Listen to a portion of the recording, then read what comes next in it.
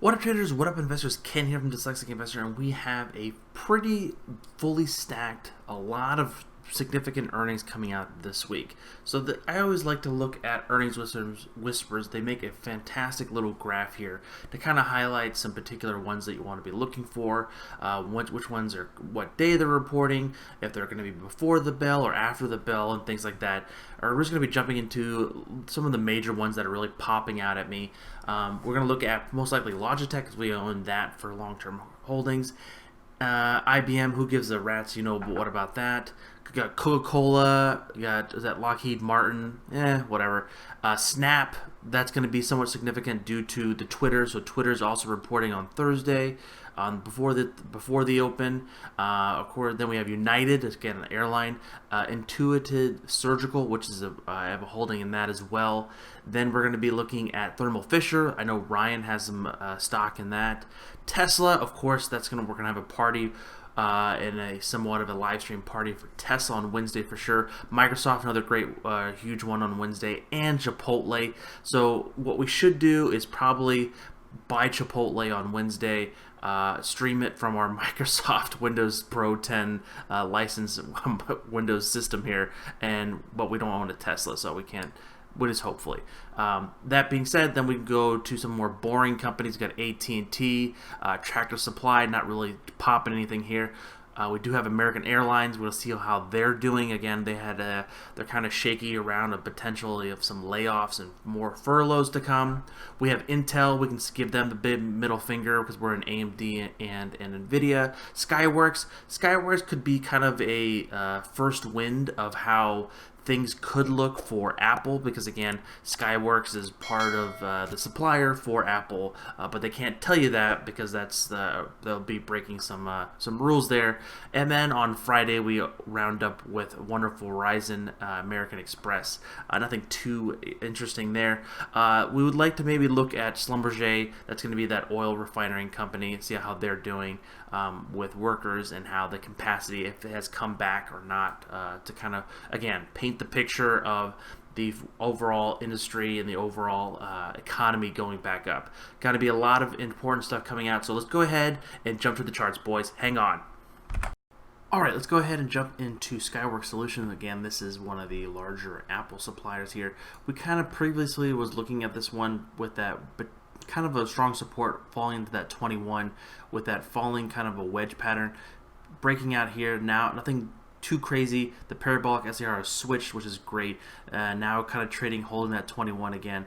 Been in a very long squeeze for the last 2 weeks. Volume and RSI look great. Again, with that overall coin flip of earnings could be coming up again. We could potentially see those higher prices above 138, and downward support is going to be coming around 124 if things go negative. So just kind of be mindful of that. Again, with earnings, we don't really want to be jumping in with calls or anything too crazy.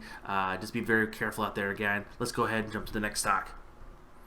Alright, so the very first one that's actually really coming out on Monday after the close is Logitech. So Logitech, of course, has been doing fantastic due to everyone staying at home, needing a webcam, needing a microphone, needing a headset, needing a mouse and keyboard, whatever.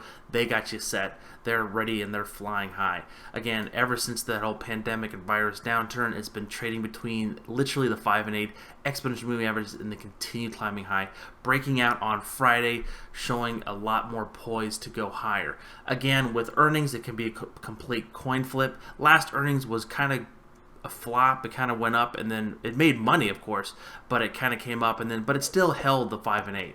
So what we're looking for this one here, since we've been in it for a little bit, we just needed to stay above like the 67, and at worst case above 65 to see this continue grinding higher, because you see the RSI down here has just been continuing to grind between the low 60s to the high 70s, almost 80s there, with the volume oscillator also going to fairly elevated levels, again most likely in the anticipation of a fantastic earnings. Next, let's go ahead and just jump into some bigger ones this week. Let's just go ahead and jump into Tesla. Like Tesla, again, is going to be coming out Wednesday. Like we said, we're going to have some kind of live stream going on and doing like a live announcement and review of how they're doing, because it's a lot of fun to do that. Again, closing at literally 1585 on Friday. kind of had a pretty crazy day. We had a lot of volatility going up and down, kind of doing that seesaw, kind of call it a roller coaster, whatever. But we're still holding that 5 and 8 exponential moving average. Haven't been breaking the parabolic SAR. Again, creating that very tightly wound, narrow trades here with the ticks getting really, really much smaller, more dense here. Again, coming into earnings. Again, this can completely go to the moon and then go higher. It can come lower and then go higher. It can just go lower. We don't know what can happen with earnings. We are in Tesla long term, and it has to come pretty substantially well below like 200 some odd bucks or 300 some odd bucks to start losing money. But that being said, would like to see on how this trades. We'll see on how people react to it. Most likely, the most important thing is going to be the Model Y deliveries, and if they're going to be getting boosted up due to a lot of people being overall in the economy slowing down, things like that. This would be a great insight on that. See how they report going forth. With, again, downward support, basically you're going to come around 12.94. Again, that's going to be wherever the 21 lies. Since earnings is nearly 3 trading days out from now, a lot of things can happen in between there. So kind of give you a little snapshot of what happened last quarter. It was a nice little run up into the quarter.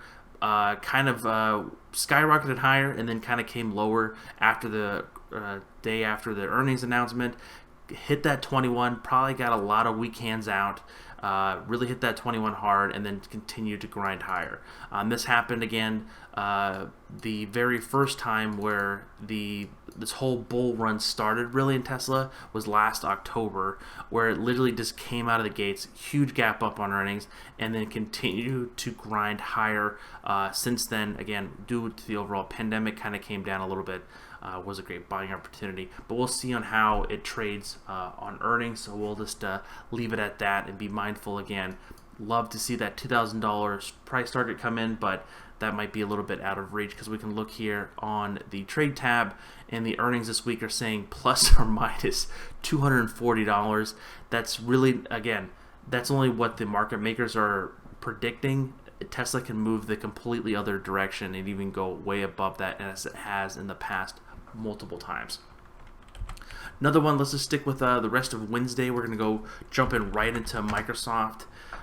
This was been a strong beast here in the market. Really kind of being sold off and being slapped around a little bit into the close of this week. But we're really holding that 21 very well. I think that a lot of people are maybe just doing a sector rotation of maybe getting out of those work from home stocks, the virus stocks, the overall potentially downsizing a little bit, taking some profits, but this trend is still somewhat intact here, still holding that 127 percentile move, again lining up with the 21. We're not seeing the 5 and 8 cross through the 21. We're not getting really negative sell signals here on the moving averages, and same with the RSI. The volume oscillator is going a little bit lower due to the fact of the amount of volume and then just the selling that was kind of happening in those couple days. With earnings again on Wednesday as well after the close, we're looking for, I think, what was the move for them? They were basically, let's just call it 11, 12 bucks. Where we're currently at, we're looking at like 214, 215 to the upside. That's basically where we were about a week ago, and further to the downside would be around, I think it would kind of land up, where the 50-day would be. And again, if it hits the 50-day, that'd be kind of where a lot of the value investors would come in. If it does get down to that level, I think there'll be a lot of buying around that level, potentially 2 or 3 days after earnings. And let's just continue sticking with Wednesday, and we're just going to go right into a good old Chipotle. Again, a lot of people that I know are like, WTF, Ken, why the hell are you trading Chipotle? It's $1,000 fast food company. Yeah, it's $1,000 fast food company that knows how to kick ass and take names, and it's been performing like bananas. Bananas meaning it's a good thing. Looking again from the previous swing high to low, we hit that 1272 extension. Really had a little bit of hiccups here. Kind of now finally being able to break through it. The 21, well, still above the 21, really trading between the 5 and 8. Again, going to earnings, this could be a monster quarter for them as well, because they have been doing very well for the last couple months, transitioning to the new environment we're currently in with curbside pickup and just basically making it the simplest way possible for takeout. And again, the quality has not left us. That being said, this has been a pretty large move is probably going to happen, and this one is going to be $86 plus or minus. This thing usually moves quite a bit on earnings. You've seen a couple times where it literally has gapped up and gapped down multiple times, depending on how the people are feeling. If their Chipotle is completely is it gone too high, too low? Who'll know? We'll find out. We're looking again to the downside potentially. The downside was quite a bit. It was $86, so we could be potentially getting down to past the 34, potentially to the 50-day. 50-day is going to be a lot of the times a lifeline for this one if it continues. Could sell to the upside. It's basically unknown territory. It could easily go up to $1,200 plus if everything looks wonderful. Let's do a little gear change here, and let's go to Snap. So this is not Snap Tools, this is Snapchat. This is the rival that a lot of the folks that I have never used Snapchat in my life. Actually, I lie. I used Snapchat once for my friend who went to Thailand to make sure that he was alive, and the things that I saw over there that he was doing, he was definitely alive, and he was bumping and doing very well. But anyways, story time to the side.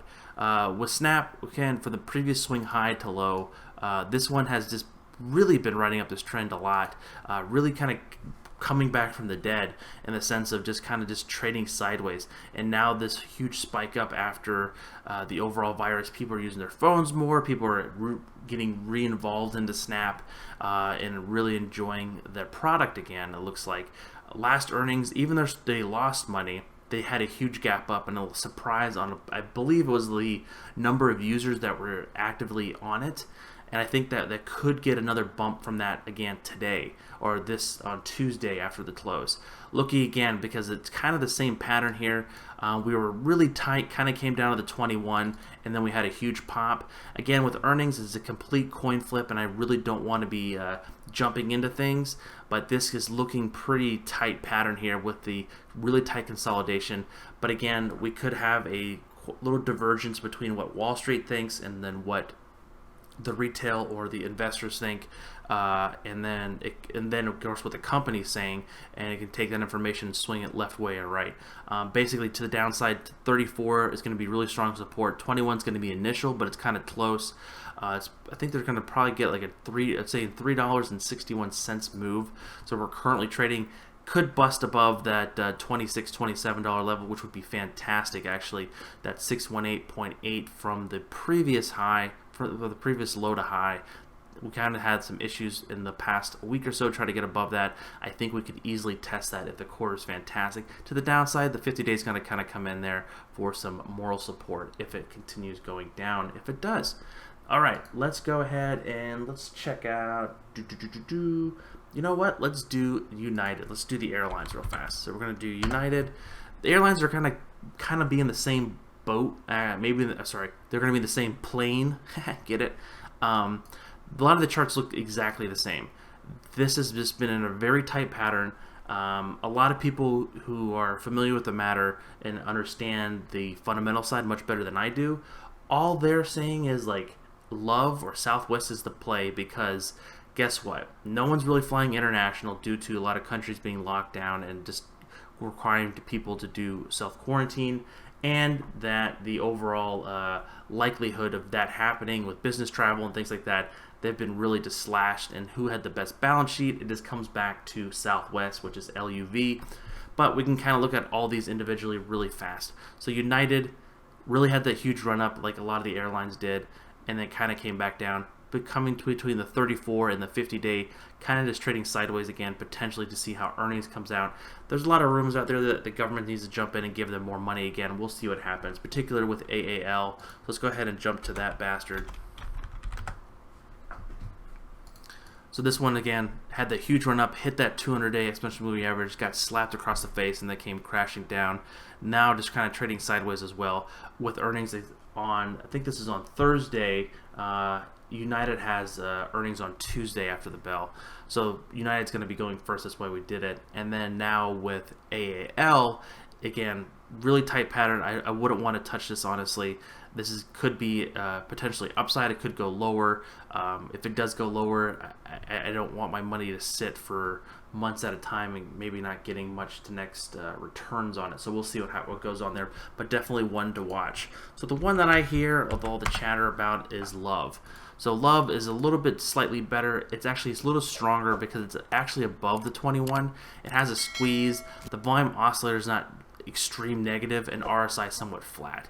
So this is the one that I could kind of drew a bubble here, or this little rectangle box, potentially to see the worst and best case, to kind of see what happens here. So we're looking again for a potential downside. They're saying a plus or minus move of $3.50.